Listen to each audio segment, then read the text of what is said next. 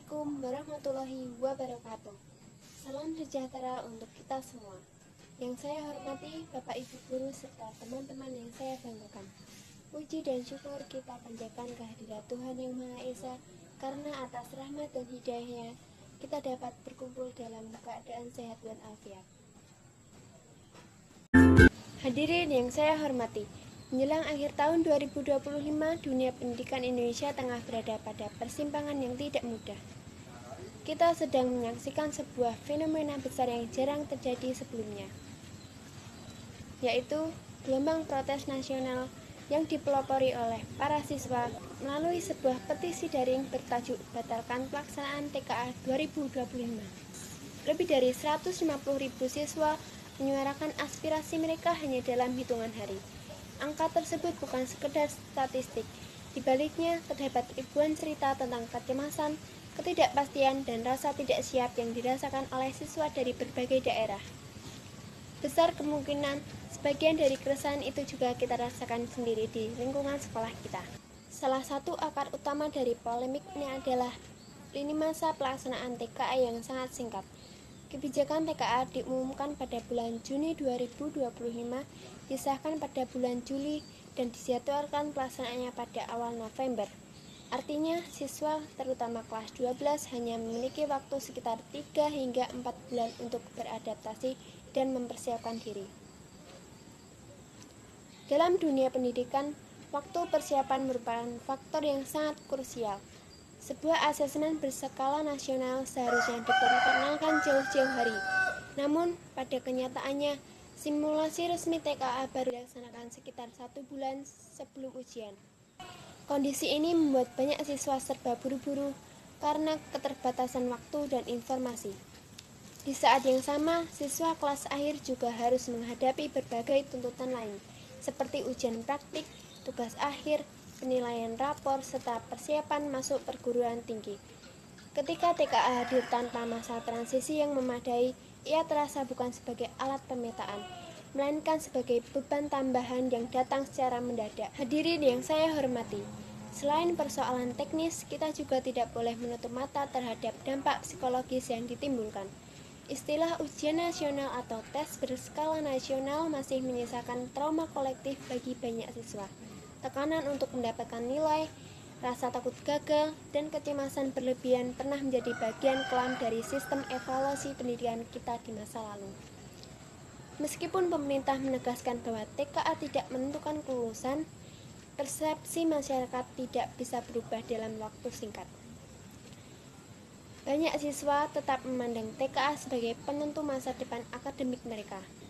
Namun demikian, Bapak dan Ibu Guru serta hadirin sekalian, hal yang tidak bijak apabila kita hanya melihat TKA dari sisi negatif semata.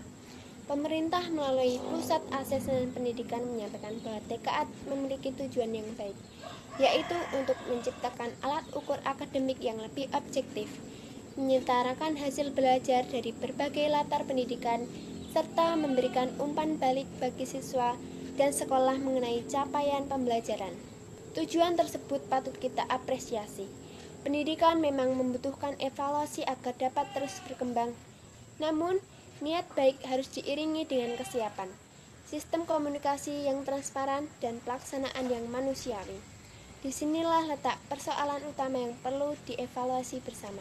Oleh karena itu, tuntutan batalkan TKA sejatinya bukanlah bentuk penolakan terhadap evaluasi pendidikan.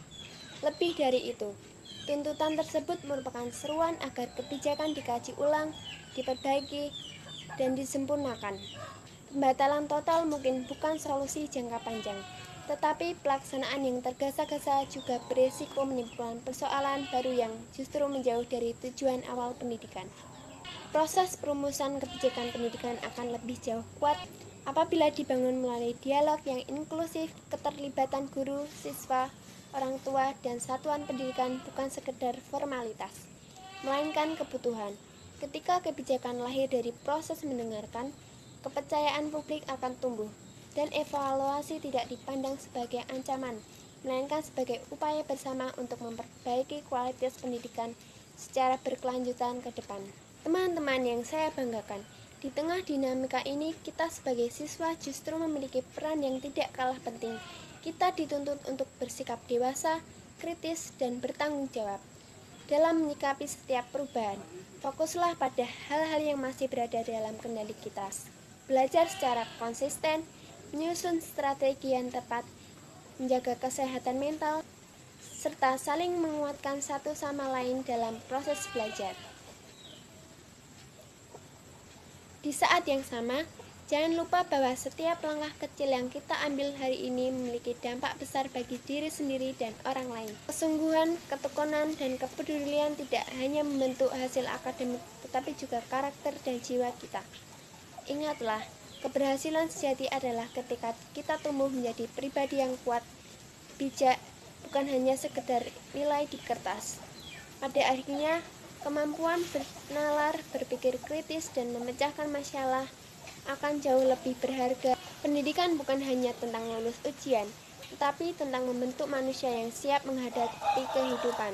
Semoga dari kegelisahan ini lahir kebijaksanaan, dari perbedaan pandangan tumbuh pemahaman, dan dari evaluasi yang sungguh-sungguh terwujud sistem pendidikan yang tidak hanya cerdas secara akademik, tetapi juga hangat secara manusiawi. Inilah harapan kami sebagai siswa. Pendidikan yang mendidik bukan menekan, yang membimbing bukan membebani, dan yang memanusiakan manusia. Terima kasih. Sekian dari saya. Jika ada salah dan lebihnya mohon maaf. Wassalamualaikum warahmatullahi wabarakatuh.